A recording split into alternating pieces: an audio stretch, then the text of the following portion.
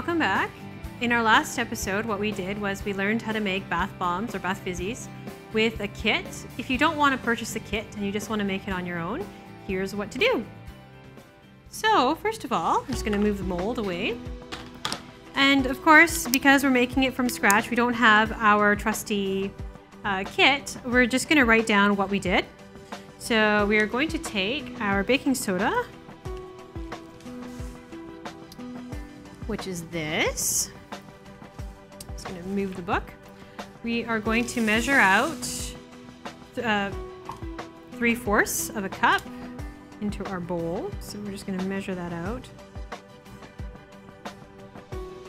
Perfect proportions aren't necessary. So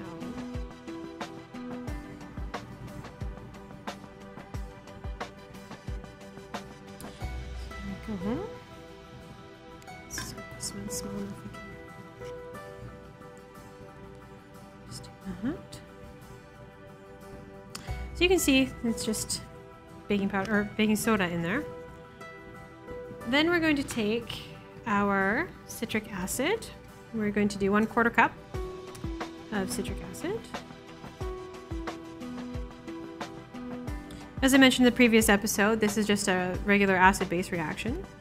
Baking soda is our base and citric acid is our acid. So then we just dump that in there.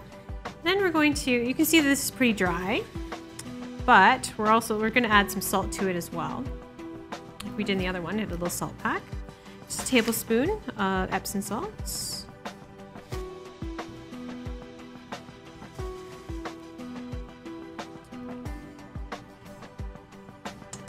So we measured out our salt into our dry mix blend.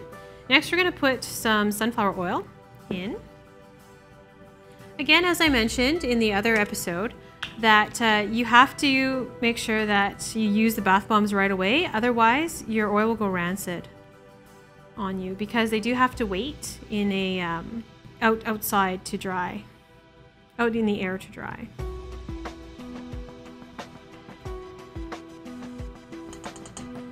So that is our that. So we just do a little preliminary mix. So you can see it's not sticking together very well. So we'll have to add some water into it. So we'll grab our spray bottle and we will spray some more. So what you want to see is you want to take this powder and you want to squish it and it should hold into like a ball. It's really important to mix this really as well as you can. A lot of people, what they do is they throw it into a blender or a like a food processor just to mix it as best as they can. And so yeah, this is still on the dry side, I'd say, so I would probably add a little bit more. As in the other episode, you can add botanicals if you want. You don't have to. You can add colorant as well. You can add colors and all that. Most people, the reason for doing these shows is to cut out the additives. But, you know, sometimes they're nice. You can add, like for yellows, you can have the turmeric powder, or you can have a nice cinnamon, or the spirulina. That's a nice green. There's all sorts of ideas. This is a little bit better. Here we have like just the salt and our dry mixture with a bit of water. When we squish it, we get a nicer ball forming. So yeah, at around this stage is where I like to add the essential oil. This time we're going to do lavender.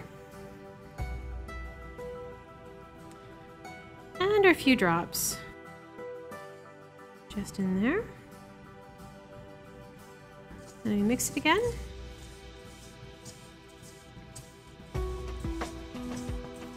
Make sure it's all nicely blended. It smells really good. It smells very nice.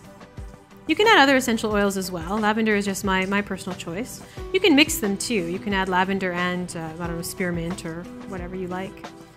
And now, we have enough confidence to stick this in our mold again. it in here.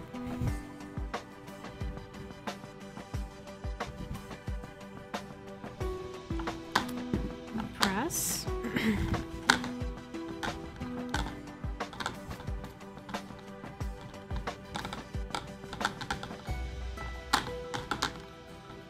And put a little bit more.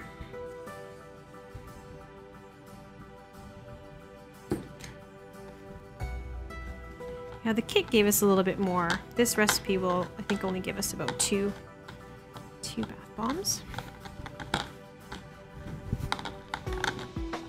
Okay. And again, it's really, really important to press as hard as you can.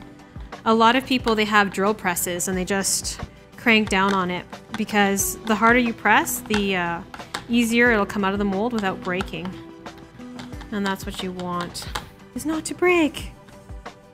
Just add a little bit more in here. Just like that. So you can see it's pretty good.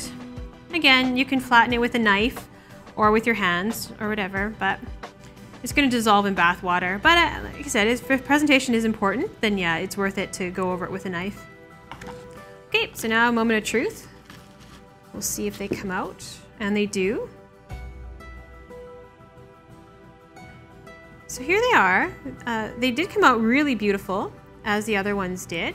They are very delicate still, so they need to dry for overnight, at least 4 hours minimum. And then you can bake them in the oven as well, but I'd recommend just letting them air dry. Well, thank you for joining me for this episode on how to make your own bath bombs outside of the kit. Next episode, we'll be learning how to make a different type of bath bomb. It's more like, it's a combination of bath fizzy, bath oil type product. So we hope to see you then. Thank you very much.